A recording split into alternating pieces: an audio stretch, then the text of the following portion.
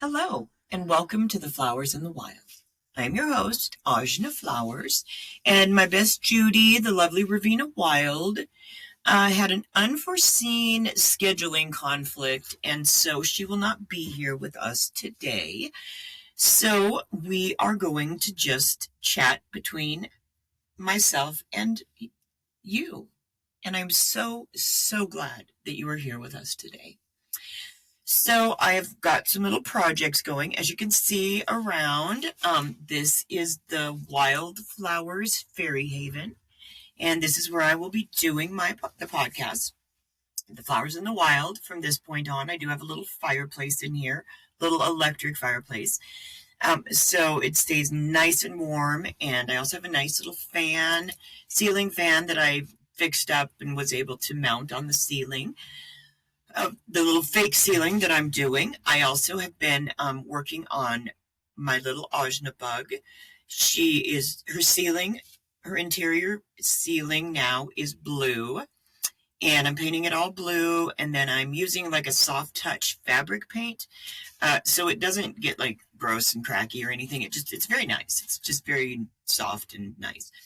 And then I think I'm going to go through and do like some of the pink and the purples and the teal swirls on that, that will also match the seat covers. And then the dash, I'm actually doing like mermaid scale print. Some is like a solid, with the mermaid colors. And then the other is like a holographic sheer mermaid scale. It's so cool. So cool. And then I put eyelashes on her.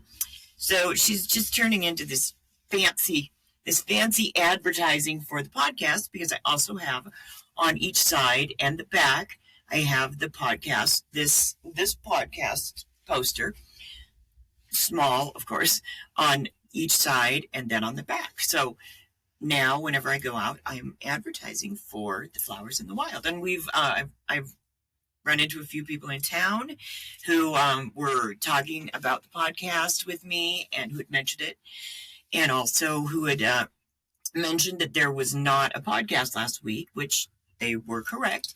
I want to thank you for your continued patience as we learn and grow in this podcast field. There's a lot to learn. I didn't realize that I would enjoy doing it as much as I do, and the editing and all of that. However, when it is frustrating and I am unable to come up with a solution, it my I will say my ignorance in the technical side of this does kind of get a little frustrating for me.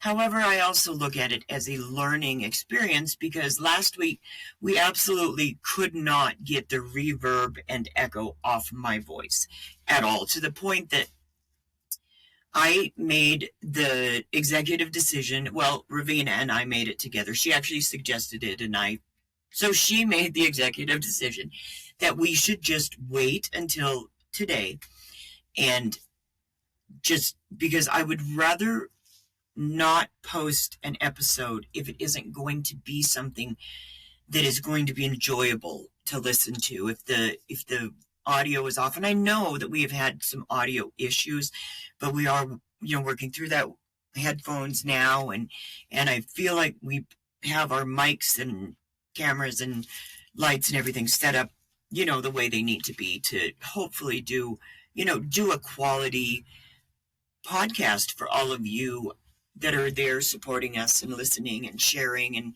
connecting with us. So Ravina and I both just really want to thank you so much for the continued support and the reaching out to us. For those of you that reached out about, there not being a podcast, that just fills our hearts, because that shows us that you really do value what we are saying, and that you're here with us, and you're listening, and it just really, it makes my 57-year-old skin do whatever it does, that would be goosebumps if it wasn't 57 years old.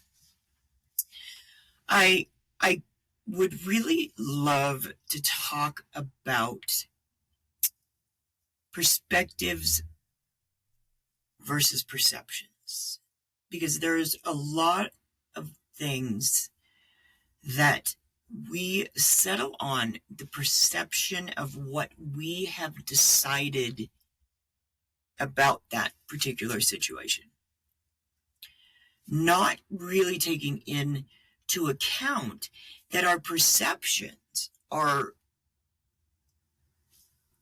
colored by past experiences, trauma, childhood perceived things, things that did happen in our childhood that weren't things that made us better people, that now at this point, whether we want to look at it as an inner child or our impulsive side or our mental illness cropping up, whatever it is that is not your soul, whatever that is in you, whatever you choose to call that, that is affecting your life every day. And if you just keep pretending that it is not, it takes on a life of its own. And so you will lash out, you will act out in ways, you will say horribly hurtful things to people that love you and that would do anything to, if they could just give you a glimpse into how their heart and soul feels about you and all of it. But unfortunately, we are not able to give people that little taste of how we feel about them and what our motives are and why we're doing it. And I feel like it is so important to pay attention to whether we are paying attention to the perception that our brain, our emotional, traumatized, damaged, whatever, that our brain is trying to convince us is the facts of the situation. We've got to start paying attention to the actual facts of that situation. Because what our brain perceives as the facts are not always what the actual facts are of several many situations that we have grown up through, that we continue to encounter. And the other thing too, regardless of how someone means something or acts toward you, regardless of their actions or their words or their intentions, you do not have to take that perception on, because that is someone else's view of who you are, not who you know yourself to be. And until we stop living in a place where the perceptions of other people are what drive us to choose how we live our life instead of listening, being still, being quiet, and listening for that soul song, listening for the song of our soul to sing to us. Because that is the only perspective that matters in the end. It really is. And I know hearing that is really hard to believe. And I did not believe that for so many years, until recently. I felt like my worth was based in what I could do for people to show them that I loved them. And I truly believed that if I could just find that perfect gift or that perfect thing that I could notice before anybody even asked me to do it. Just do it. Just do those things. Then that would endear me to people. It would make them appreciate me. It would make them love me so much because they would think, this person knows me inside and out. Every gift, every action, every encouragement, everything, sorry, was based in how my soul felt and how I just wanted to make everything good. And it's very hard when you realize that in doing, when I did it the way I did, and I've said this before, I oversaturated the market with my value. And when you do that, your value to people and what you do for them and how your soul and your heart feels about them essentially becomes worthless because it never clicks in that it won't be there someday, because I was always there. And as soon as, if there was a break in communication, as soon as that person would reach out to me, I would be right there. Because it was like I was waiting for them to reach out to me. And this time I wasn't waiting, because I know that I enabled things. I said years ago, I know that I am enabling this situation. However, I'm at a place where I feel like that is my only option, is to be in a place of enabling in order to absolve my guilt, for one thing. And that mom guilt, to absolve that. And also because there were other people to consider. There were other people whose lives were important and needed to be considered. And I also said at that time, while I know I'm enabling you, and I know that when I stop doing that, it is not going to be good. It is going to be really hard, and it's going to potentially be destructive. However, at that moment, when I made that decision to do what I did to help, and continued until recently, I did it for the very best reasons. That doesn't always end up producing the best results in the end.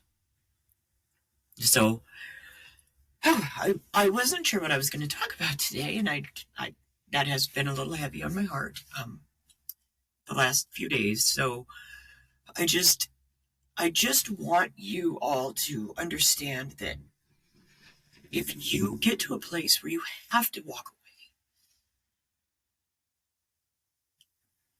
just do it in silence. Just start pulling yourself back, because there are situations that we know going into them will not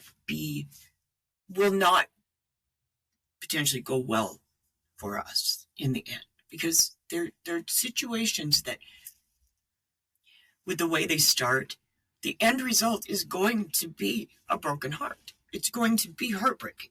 So it starts off with the knowledge that at some point this situation is going to break my heart. And so it's hard.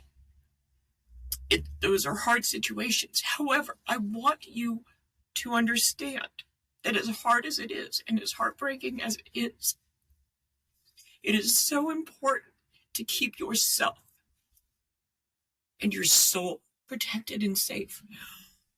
And don't reach out right away. Don't do that. to yourself, because you know that that situation will potentially just pull you back in. And once you have gotten to the place that you have quietly walked away from a situation that you loved the most, there comes a breaking point where you have to just be there for yourself. Some people call it selfish. I call it getting to the place that I didn't have a choice, because I was either not going to exist anymore, or I was going to exist as Ajna Flowers, who my soul is. I was going to exist from my soul. And when you choose to do that, there are people that you love that will not always be able to come along on that journey with you. And it doesn't change how much you love them. It just means that your journeys have taken different roads at this point. And it also doesn't mean that it will never join back up. It just means that there are times that journeys have to split, and they have to be taken without each other in order to get to a place that you can be healthy when it does reconnect.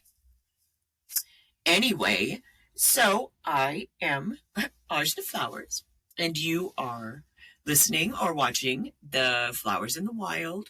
I want to just call out to my beautiful Ravina Wyld and let her know that she was missed, but I always understand that, there are things that life just happens sometimes. So I am looking forward to being with Ravina here next week, and we will really start the Inner Child series. And I want to thank you once again for being here, and I look forward to seeing you again next week. Bye.